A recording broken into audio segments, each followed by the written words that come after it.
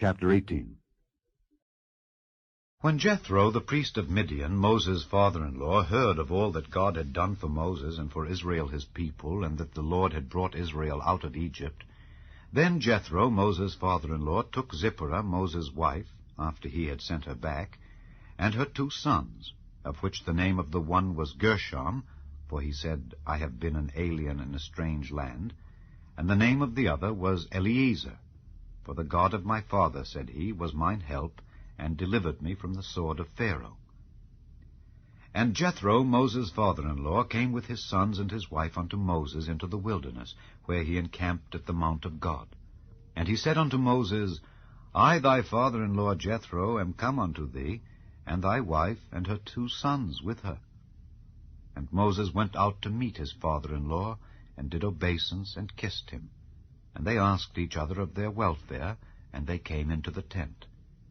And Moses told his father-in-law all that the Lord had done unto Pharaoh and to the Egyptians for Israel's sake, and all the travail that had come upon them by the way, and how the Lord delivered them. And Jethro rejoiced for all the goodness which the Lord had done to Israel, whom he had delivered out of the hand of the Egyptians. And Jethro said, Blessed be the Lord, who hath delivered you out of the hand of the Egyptians and out of the hand of Pharaoh, who hath delivered the people from under the hand of the Egyptians. Now I know that the Lord is greater than all gods, for in the thing wherein they dealt proudly, he was above them. And Jethro, Moses' father-in-law, took a burnt offering and sacrifices for God. And Aaron came, and all the elders of Israel, to eat bread with Moses' father-in-law before God. And it came to pass on the morrow that Moses sat to judge the people.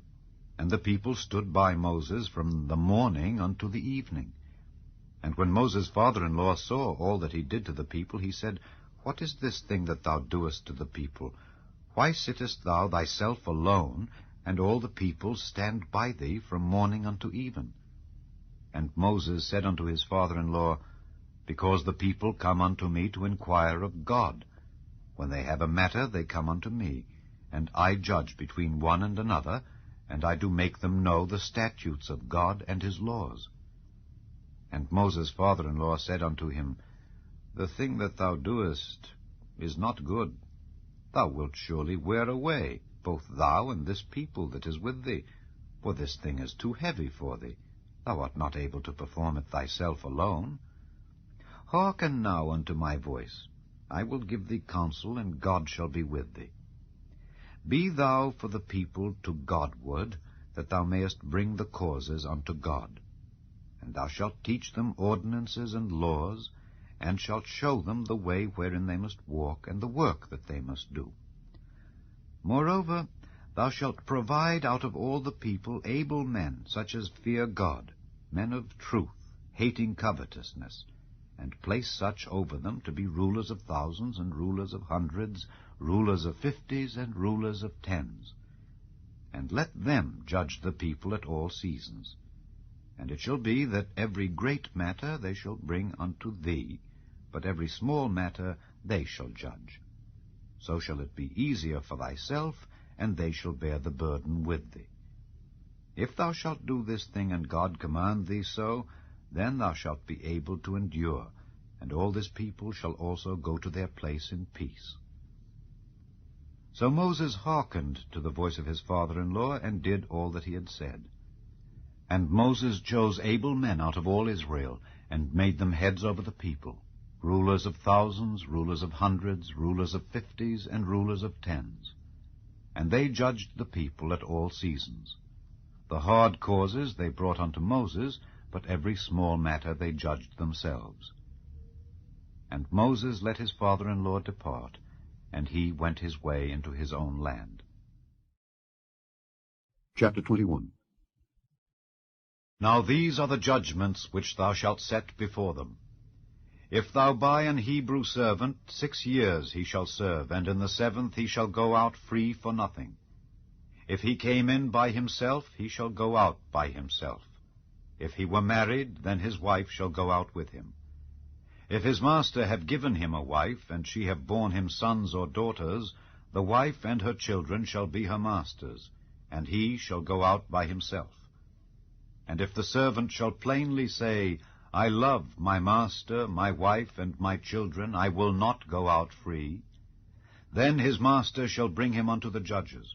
He shall also bring him to the door, or unto the doorpost, and his master shall bore his ear through with an awl, and he shall serve him forever.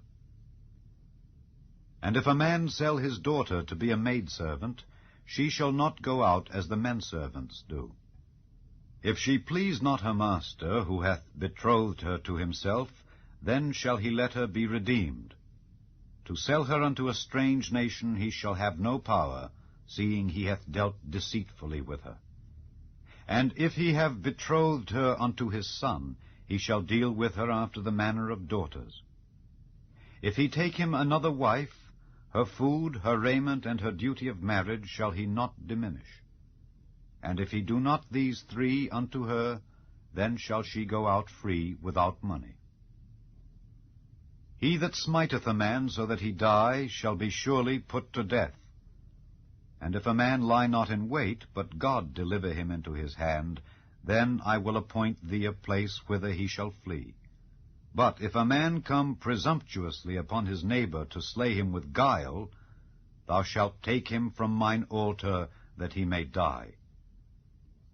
And he that smiteth his father or his mother shall be surely put to death. And he that stealeth a man and selleth him, or if he be found in his hand, he shall surely be put to death. And he that curseth his father or his mother shall surely be put to death. And if men strive together, and one smite another with a stone or with his fist, and he die not, but keepeth his bed, if he rise again, and walk abroad upon his staff, then shall he that smote him be quit. Only he shall pay for the loss of his time, and shall cause him to be thoroughly healed. And if a man smite his servant or his maid with a rod, and he die under his hand, he shall be surely punished. Notwithstanding, if he continue a day or two, he shall not be punished, for he is his money. If men strive and hurt a woman with child, so that her fruit depart from her, and yet no mischief follow, he shall be surely punished according as the woman's husband will lay upon him, and he shall pay as the judges determine.